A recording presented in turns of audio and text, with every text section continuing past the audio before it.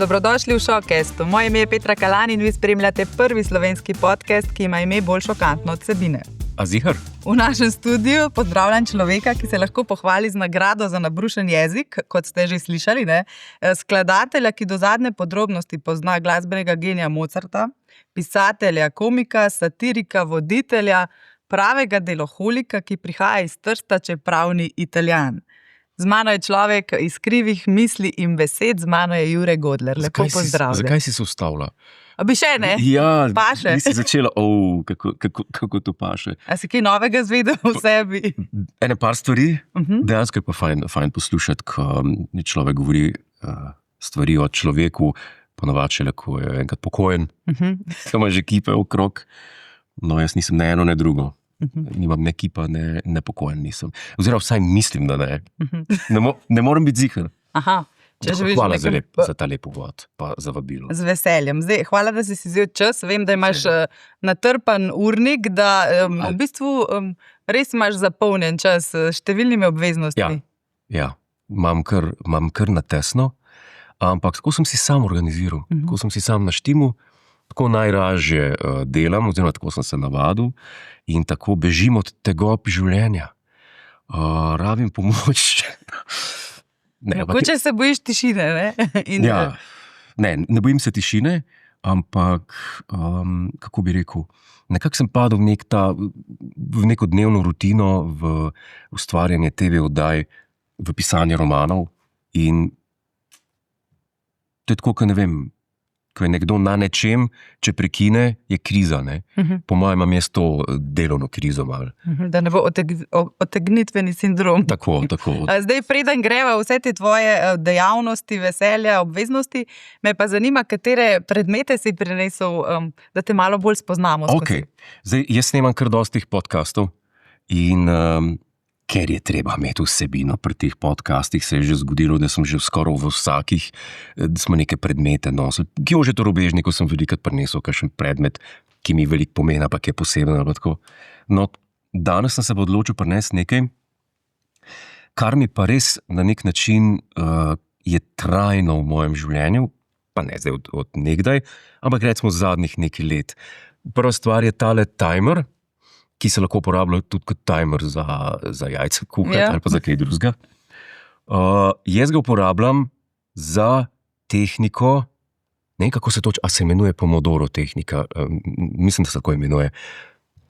Dela skoncentriranega 25 minut, potem se naštevam tukaj tak mavrični oblaček je gor, kitajska roba. Zelo veselo zgleda. Ja, in to si jaz naštimam in potem, ko pišem, ker sem človek lahke distrakcije. Oziroma podvržen sem z lahkoto distrakcij. In če se izklopim iz vsega, se pravi, da me lahko zmoti samo, če nekdo potrka na vrata, mi to zelo pomaga. Pa nočem, da je to na pametnem telefonu ta aplikacija, in pa hočem, da je v fizični obliki, tako da se navije in to začne po 25 minutah piskati, takrat vzamem 5 minut pauze. 5 minut premora. 5 minut in potem še 3-krat ista tehnika, se pravi 25 minut, 5 minut pauze, 25 minut, 5 minut pauze, 25 minut, 5 minut pauze, potem vzamem pa pol ure pauze in še 25 minut enkrat. In potem je to. Več časa si ne morem privoščiti za zapisati na dan kot tako, ker če čakam na navdih, pa ne vem kaj, ne nastane nič, pa mine 6 ur. Zelo strukturirano se teh stvari lotevaš. To sem šele pred kratkim ugotovil, oziroma odkril, da mi zelo odgovarja. Ne vem, mogoče kdo, kakšen človek ki nima nobenih motenj, motenj nasploh. Si naredil tako pauzo. Ja. Ali pa se pravi, da ga ne zmede, da gre na YouTube gledati videe, muck in tako. Mene zelo. Ali pa kakšne rile, pa tako, jaz če Instagram odprem, sem pečena, ne? In ne morem si to privoščiti. Ker je pa to zelo fajn, ne? Pride zelo hitro ta tolažba, človek dela, nima ideje, dajmo malo pogledati, kaj se ti tu dogaja, to je smrt. Takrat je treba iti nekaj. Ampak ta metoda, ki se pa res vse izklop in se strogo dela 25 minut, mi pa daje najlepše rezultate. Imaš še kar tisti sistem, da ne pišeš na računalnik, ampak imaš neko vrstico? to sem delal, ko sem imel več časa. Zdaj, odkar imam 2 oddaji, ta teden, Milijonar, enostavno si ne morem več prvošči to, bi rekel, ali z nalivnikom napisati cel prvi osnutek, ali pa se kaj preveč zafrkavati, pa romanticizirati delo pisca, avtorja, pisatelja, karkoli že. Tako da naredim kar na računalnik, je najbolj preprosto. Tudi ne vem, kako bi na založbi gledali, če bi prinesel na roke napisan. Na tipkalni stroj. Ali pa na to, ja. Bi bilo pa zelo romantično. Bi bilo pa zelo romantično, ja. In drugi predmet, tudi tako vintage. Ja, to je pa moj kasetofon, ki sem ga kupil v Ameriki, ki sem šel prvič, ne vem, leta 2006-2007. Veliko mi pomeni, ker sem ogromno kaset preposlušal na to, zdaj zbiram kasete in tokrat imam pa noter, glede na to, da sem se par let nazaj preselil v Italijo, lekcijo italijanščine. In to, ko imam časa, pa poslušam. Figlio. No. Poi. In jaz to... Ora. In jaz... Aha, kar malo se je pokadilo. A se je? Ja, to je pa tako malo prašno. Ja, že nekaj let živiš v Trstu, ne? Ja. Kako dobro ti gre italijanščina? Božansko. Evo, Living Italian Lessons, 1956. By Crown Publishers. Čeprav to je bila plošča prej, pa so potem presneli. Tako da, ko imam časa, ko vzamem pauzo, pa malo poslušam italijanščino, da se mi usede. Ker mislim, da je pravilno učenje jezika to, da si res v stiku, da se poglobiš, da ga dobiš, kako bi rekel, ne podzavestno, ampak od odzadej. To se zdaj zelo narobe slišal. Se opravičujem, ampak da dobiš iz stranskih kotov. Tako da to je tako, da se vidi, že čist zdelan, ampak... Ampak služi svojemu namenu. Služi svojemu namenu, evo, to je moj... In zdaj moramo vprašati, odkje je ta odločitev, da se preseliš v Trst? Imel sem vedno željo na obalo iti. Zakaj ne slovenska obala? Zakaj ne slovenska obala? Ker grem raje v tujino, ker me noben ne pozna. Pa ne, da me zdaj pri nas vsi poznajo, ampak je poseben občutek, ko hodiš po ulici. Mislim, v tujini imajo ogromne probleme s tem, so paparaci, pa to, lega, pa jih napadajo. Pri nas je pa sem tako, tudi po mojem najbolj znane Slovence, noben ne napada, ker ta pojem v 2-milijonskem narodu ni isti kot v 50 milijonskem. Hodiš po ulici, pa te nekdo vidi, pa vidiš, da te prepozna in da te gleda, ti pa njega ne.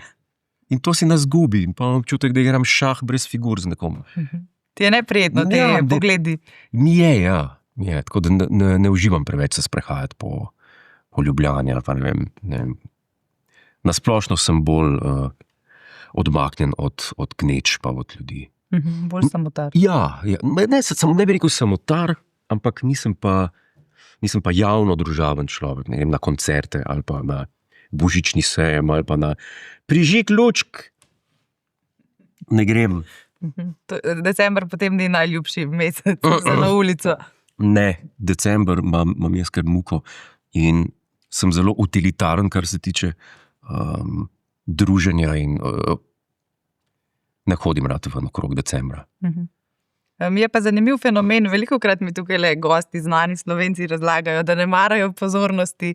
Si raziskal, odkje potem ta potreba po potrditvi? Ni potreba. A je samo po izražanju v bistvu?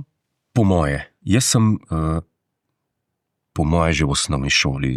Jaz sem gledal ogromno televizije. Jaz sem vedel, da bom na televiziji, ker me je tako privlačil ta medij. Ne filmi, televizija, prav televizija. Pa ne vem zakaj, ampak jaz sem odraščal, ne vem, angleških serijah, Fina gospa, Bedake in konji, Lovejoy, ne vem, kaj smo še gledali, Darling but the Maid, pa te stvari. To na človeka vpliv, oziroma vtis naredi in se marsikaj nauči tam. Potem se začne pa sam izražati in ni potreba po, tako kot ima marsikdo, da postane znan. Ampak je potreba, da delaš to, a ne? In potem sem začel zelo zgodaj delati pri Radio Gaga, to je bilo 2002-2003. In to je pač prepoznavnost, če te kdo prepozna, je pač posledica tega. In se mi zdi, da je to neizogibno. Ne zdi se mi pa prav, ko so eni ljudje, ki pa nimajo nič za pokazati, pa imajo pa neizmerno težnjo biti prepoznavni, pa znani, pa priljubljeni. Tiste pa pol kontra, ne? Jaz ne spadam v te, ker mi ne uživam v tej prepoznavnosti, no, če me že kdo prepozna. Se pravi, je pa prepoznavnost posledica dobrega dela, tako ne? Tako nekako. Dela. Preden se zapodiva v debato, je pa še tretji predmet. Tretji predmet je pa ena knjiga, ki pa, ko imam čas, bi rekel, dala mi je ogromno idej, kako preživeti tisto, kar imam prostega časa, in ko le lahko, se odpeljem na jug Anglije in hodim po tako imenovani Southwest Coast pa. To je ta jugozahodna obalna pot od Bournemoutha do Bristola, mislim, da gre 1000 kilometrov je. In se sprehajaš? Ali z avtom? Hodim. Hodiš? Ja, ne, z avtom se ne da, to je kar divjina. In v tej knjigi so noter opisane vse poti, vse trase, se pravi od tukaj do tukaj, od tukaj do tukaj, vsaka je opisana in mi je ogromno lepih trenutkov dala. In sem rekel, to pa moram vzeti, ker to pa je, če bi rekel, ne vem, zadnjih 5 let, ena stvar, ki je imela zelo velik vpliv name. Hoja po tej poti. Ker tam si res sam s seboj in mi zelo paše to vrsten odklop. Ker nisem človek morja, v smislu dopustovanja. Ravno to sem hotela vprašati, se vedno sam sprehajaš? Ja. V dvojni? Ja, ne, sam. Tam je čas zate? Ja, ker človek se res odklopi, tam ni signala po večini mobitela, tam so še ostali kakšni stari rovi v tleh, skopani so skozi, in tu pa tam je kakšen telefon, žičen, na stojalu, ki je povezan samo s centralo 112, oziroma 999. Ja, samo klic v sili. Si ga že kdaj uporabil? Ne, nisem, ampak sem si mislil, kaj ti to pomaga, če ne veš, kje si. Opišeš pokrajino, ne? Čeprav verjetno ti tudi to ne pomaga. Ja, ne pomaga, ker je kar podobno. Kje si? Ob morju sem, zdaj me pa najte. Je res, mislim, res sanska pot. Anglijo imam nasploh rad. Ja, te vleče tja srce. Zelo.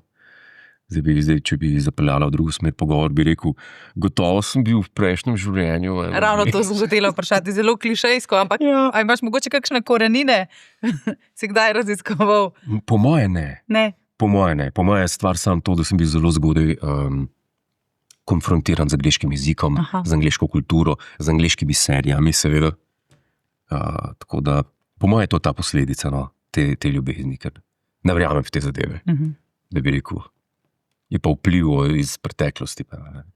Ne verjameš v pretekle življenje? Ne verjamem v to. Mislim, ne verjamem v to, kar se mi pogovarjamo, kar postavljamo za to, pa karme, pa podobne zadeve. To so vse prazne besede. Se radi slepimo z njimi. Pa to lažimo drug drugega. Ko sosedu krava crkne, karma. Da je dolg poplačan. Tako. Bi rekel zase, da si realist, kako dojemaš življenje? Ja, odvisno v kakšnem smislu. Kaj hud realist ne smem biti, ker bo negativno vplival na moje delo. Ne bom mogel vsako leto enega romana napisati, pa ne bom mogel vsak teden oddaje narediti, pa bom zgubil po moje preveč nek igriv, pač nek eno karakteristiko, ki sem jo imel, ko sem bil otrok, no, bom tako rekel. Mogoče bi jo lahko najbolj opisal z igrivostjo. To se mi zdi, da prevelik realist človek ne sme biti.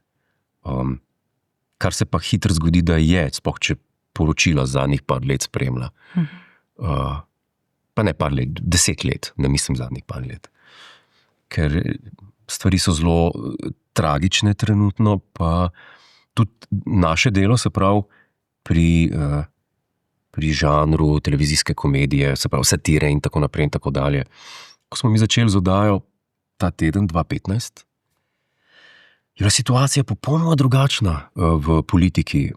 To je bilo ogromno ljudi takrat res na drugem nivoju, na enem resnejšem nivoju, kot je zdaj, ker zdaj je, če se izrazim po angleško, kar se ne rad, anything goes. Zdaj vse res gre. In iz tega se je zelo težko norčevati. Če imaš ti že gotov izdelek. Je že samo po sebi smešno. Ja, je že samo po sebi smešno. In kaj boš, tukaj ni več kaj parlamentirati. Ta politik, ne vem, ali se je nekdo neki zlagal, potem je prišel pa posnetek, kako je pa neki drugega rekel takrat. Ne, to je dovolj samo pokazati. Medtem, če imamo posnetek, samo ko se zlaže, lahko pa se igramo, pa ugibamo, pa kaj rekel, pa iščemo analogije in tako. Zdaj pa pač na takem nivoju, pa ne, Bog ne daj samo pri nas, na celem svetu. Ne. So te kdaj vabili v politiko? Ne. Ne? Ne. Nikoli ni bilo teh povabil? Ne, to pa ne. Po moje zdaj, ne vem, po moje si mislijo, da ne bi nič pametnega naredil tam in zelo prav imajo, ker nisem človek, ki bi šel nekaj delati, za kar vem, da ne bi naredil dobro po svojih standardih. Ne, da bi nasplošno dobro, ne, ampak kuhal ne bom nikoli, v politiko ne bom nikoli šel, ker jaz imam posebne poglede v zvezi s politiko in ker sem imel 10 let zdaj res šanso spremljati vse, kar se dogaja doma in po svetu. In sem videl, da povsod so na političnih položajih ljudje, ki tam v 90% primerih ne bi smeli biti, ker niso sposobni za to delo. Oziroma, jaz jih ne vidim za prave. Zato, oziroma, tudi rezultati kažejo, da niso pravi. In to je tudi na celem svetu, je tako, povsod, kamor človek pogleda.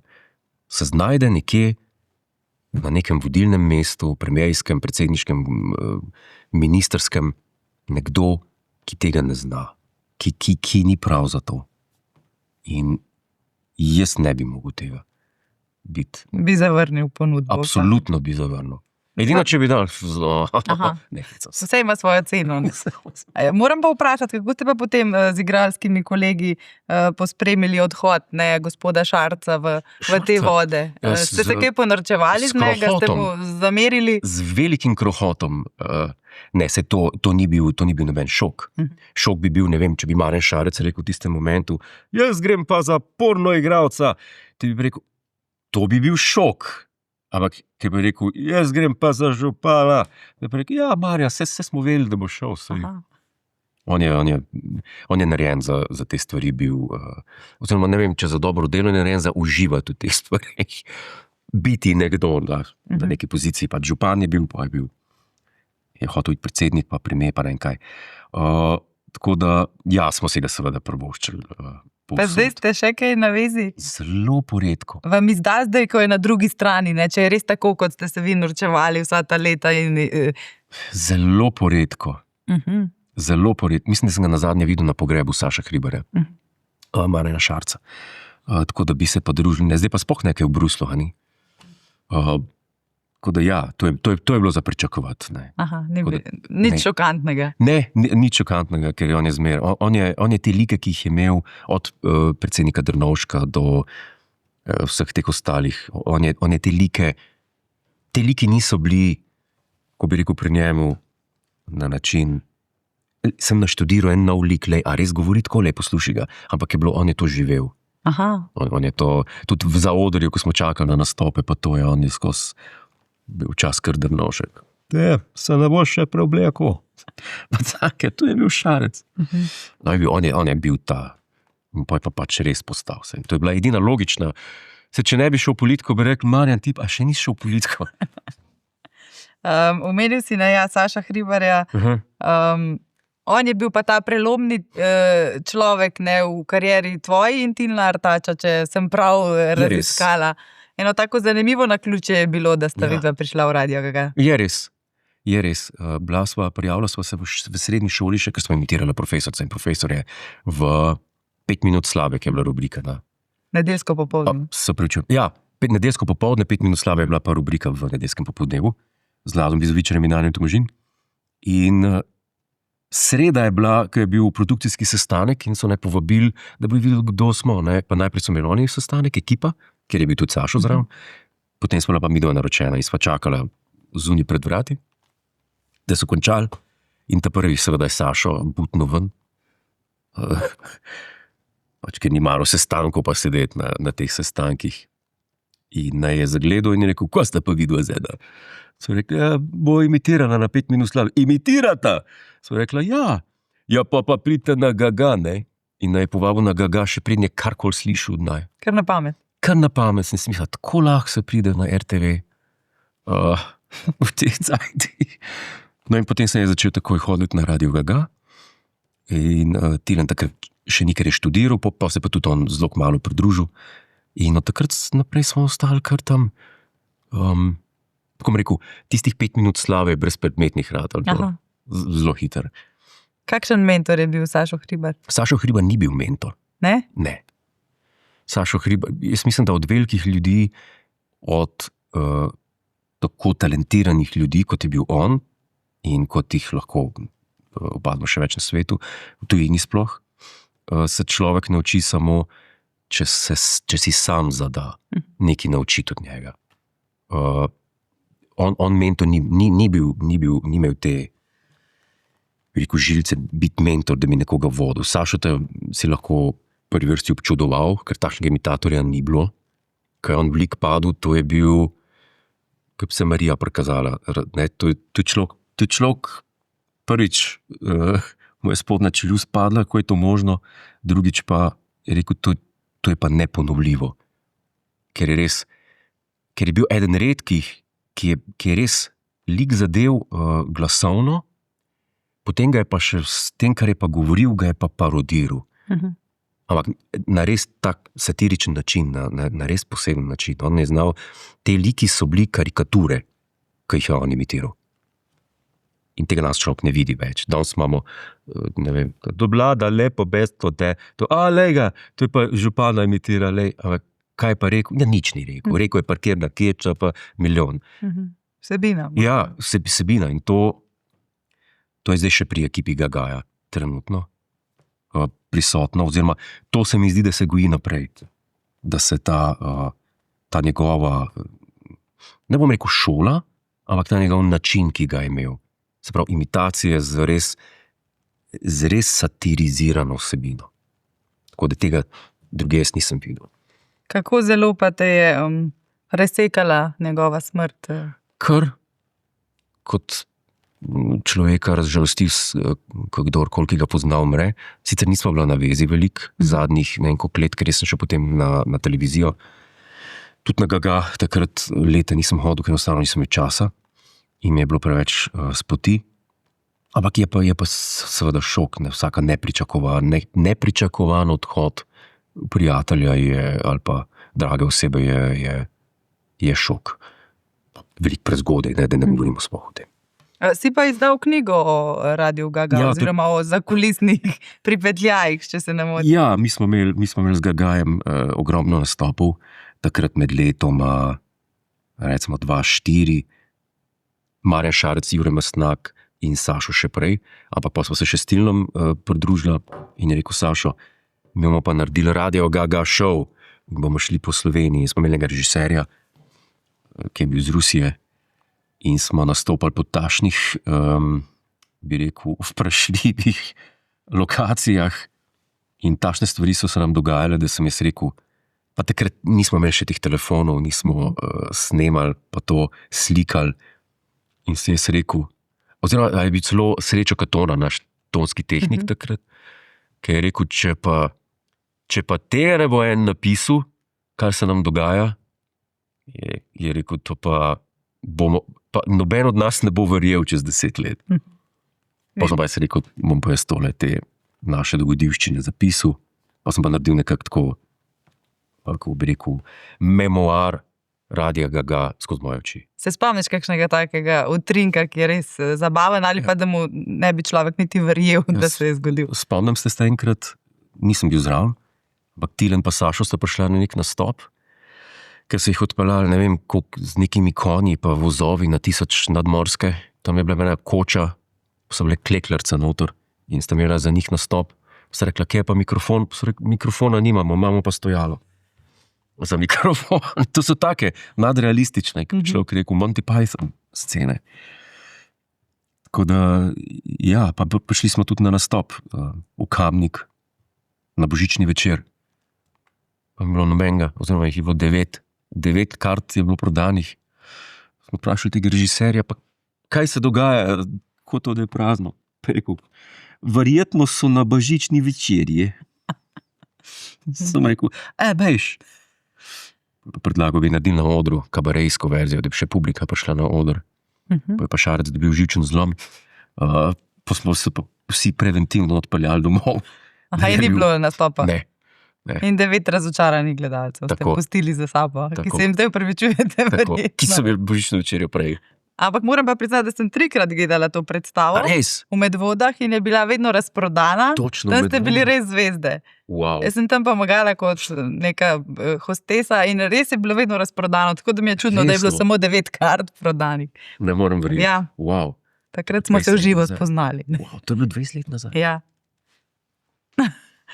Ja, zdaj pa ne, če se vrtiva čas naprej v sedanjost, zadnje dni, tedne te pa okupira, išla je tvoja nova knjiga. Je res. Mrtvi kot, to je moja prva detektivka. Bal sem se dolg časa napisati detektivko, ker moji prejšnji romani so bili vohunske avanture o 2 agentih. Na nek način sem se bal napisati detektivko, ker če pišeš vohunsko avanturo s pridihom humorja, je namen te knjige zabavati. In ko človek prebere, jo odloži in tako naprej in se ne ukvarja, ne vem, s kakšnimi nekonsistencami, če se pojavijo not. V prvem romanu se mi zgodi, ko sem ga napisal Casino Banal, da ena ženska, mislim, da sede v Mercedesa in se na cilj pripelje pa z BMW-jem. Take stvari, v eni taki knjigi si misliš v redu. Ni to zdaj neka taka stvar. Pri detektivki se mi zdi, da mora pa vse štima 2 srdiht.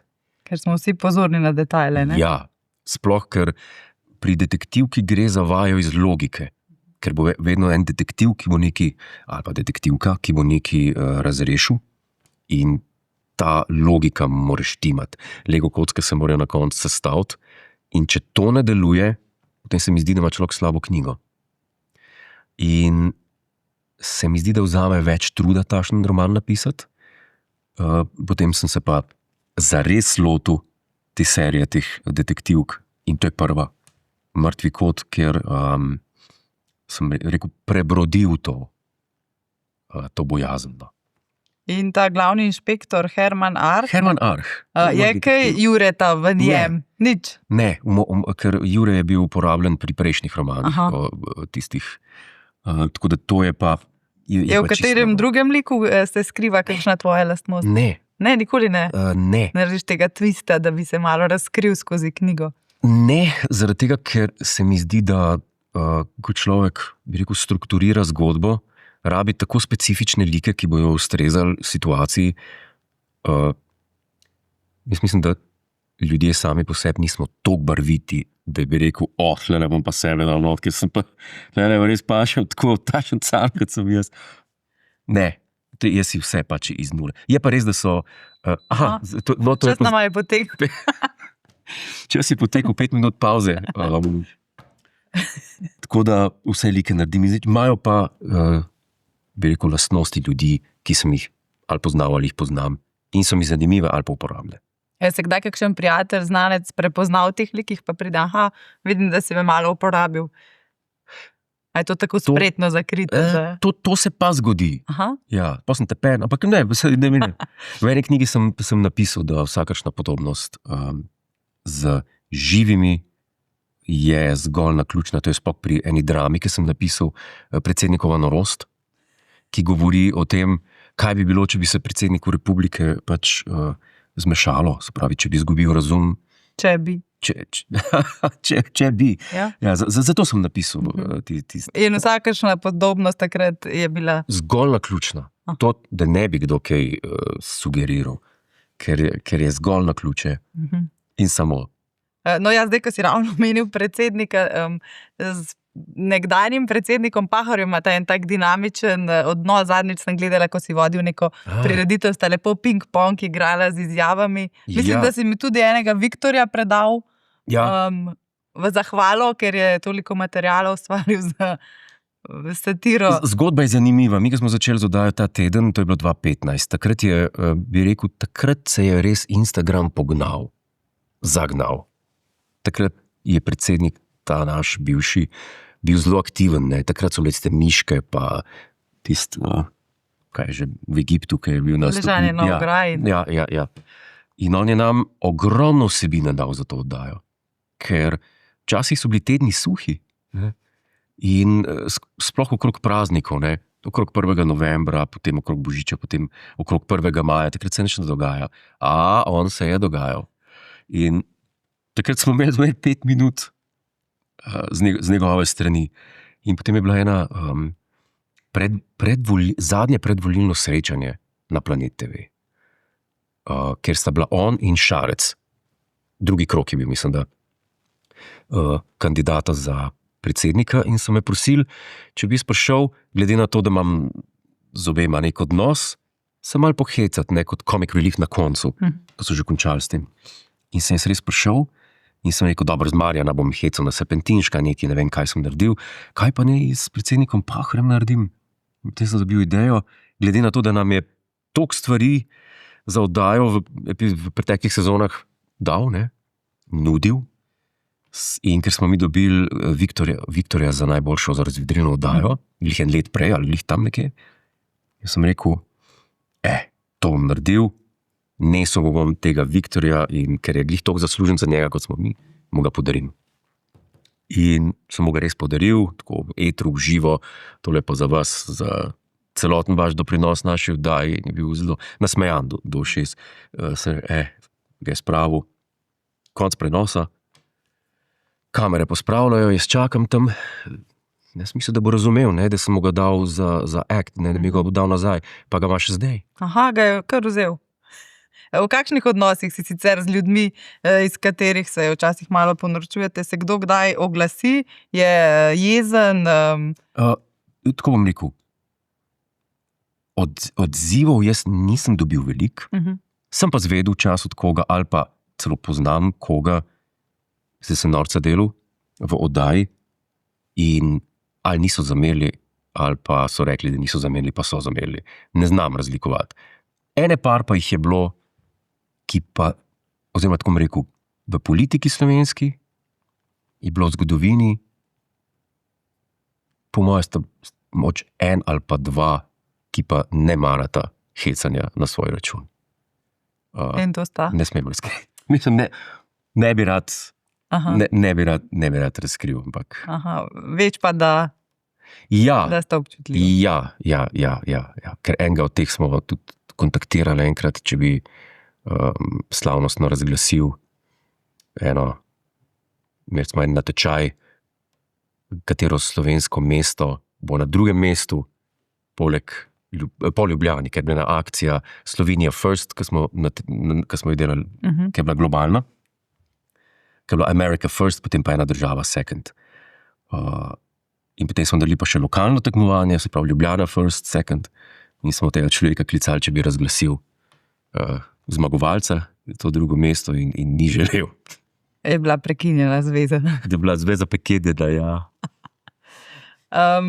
Sicer, si rekel, da si okupiran z Milijonarjem, ta teden z Juretom Godlerjem, snemaš podcast Gospoda, Opazovalnica, pišeš knjige. Ena na leto, je to zdaj standard? Ja, že zadnjih 7. Držal boš ta tempo? To je tvoja želja? Odgovarja mi, na to sem se navadil. Zelo rad brainstormam za ideje, za zgodbe, selike. Sploh zdaj, ko sem začel detektivke pisati, mi zelo odgovarja ta življenjski stil in to delo. Ne vem, kaj bi bilo, če si tako vzamem en mesec frej. Po mojem umrem. Si pa v nekem intervjuju dejal, da pa obstaja tudi redke sicer situacije, ko greš na kosilo, ki se zavleče za 2 dni. Kdaj je bila nazadnje takšna situacija spontana? Znam biti nestabilen, ja. Kdo te najlažje zapelje v take odločitve? Tisti, ki pozna princip metode. Mislim, da je bilo nazadnje, tam okrog Melodij morja in sonca, ker sem si hotel gledati v živo v Portorožu. In kaj se je zgodilo? Da je kosilo en dan prej trajalo še en dan kasneje. Mislim, še 2 dni kasneje. Mislim, tako bom rekel, jaz delam vse na polno. In če delam na polno, če se pa sprostim na polno, ker polovičarjev pa medlih ljudi ne maram. Polovičarjev pa medlih ljudi jaz ne maram. Imaš raje ekstremiste. Do neke mere. Ne sme iti pa preveč čez ekstrem, ko pa se pa človek pobira predolg. Ja, in to si dokazal ne tudi s tvojo ljubeznijo do Mozarta, ko sem zdaj malo se pripravljala, ne, ravno to si rekel, da tam si pa pustil 20 let življenja, si upaš trditi, da si izvedel vse o njemu. To je res. Pride še kdaj kakšna informacija, ki je ne poznaš? Ne. Ali si ga res preučil do zadnje? Ne vem, kaj bi še lahko prebral, ker če mene nekaj zanima, potem se mi zdi izguba časa tisto, če bi nekaj na pol delu. Pa je tisto popolna izguba časa. Če te res nekaj zanima, pa če si iskren, ni razloga, da ne bi do nule naštudiral zadevo. Par stvari je bilo v življenju, ki sem jih tako pač naštudiral, ker so me res zanimale in ena izmed teh je Mozart. Mozart največ časa, ker sem ga začel že res mladimi leti študirati. Bil mi je všeč zaradi sloga in tega, pa sem začel. Takrat ni bilo dosegljivo, takrat v Brežicah, v knjižnici človek ni nič dobil. Ne. Me zanima, kaj bi bilo, če bi svoje življenje živel, otroštvo zdaj živel. Po mojem bi čisto zavozil. Se bi ti zmešalo od vseh informacij. Zdaj imamo pa vse. Pa nobenega ne zanima. Če bi moral, ne vem, me fascinirati z podatki o Mozartu, ne vem, najbolj fascinanten podatek ali dva, ki ga veš o njemu. Najbolj fascinanten podatek. Ja, okej, recimo, da je napisal v svojih 35 letih skoraj toliko, kot je napisal Bach v 80-ih. On je zelo mlad umrl, v bistvu, ne? Ja, zelo mlad in to je danes nepredstavljivo.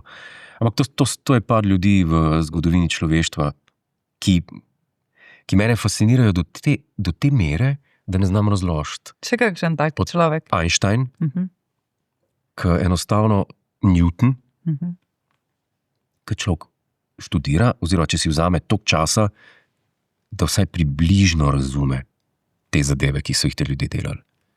In potem vidiš, da prvo kot prvo pri vseh so nastale, pri Mozartu recimo ena mojstrovina, ki je napisal v predzadnjem letu smrti, to je zadnja simfonija, zadnji stavek zadnje simfonije, ki je kontrapunktično in kompozicijsko na takšnem nivoju, da če bi nekomu razlagal, kaj bom naredil, jaz bom pa naredil eno sonatno obliko enega stavka, pa da bom preveč tehničen, pač, ki bo imel 5 različnih melodij, ker že 2 da bodo skladne, da bodo poslušljive, ne? Da bodo po pravilih kontrapunkta in poslušljive.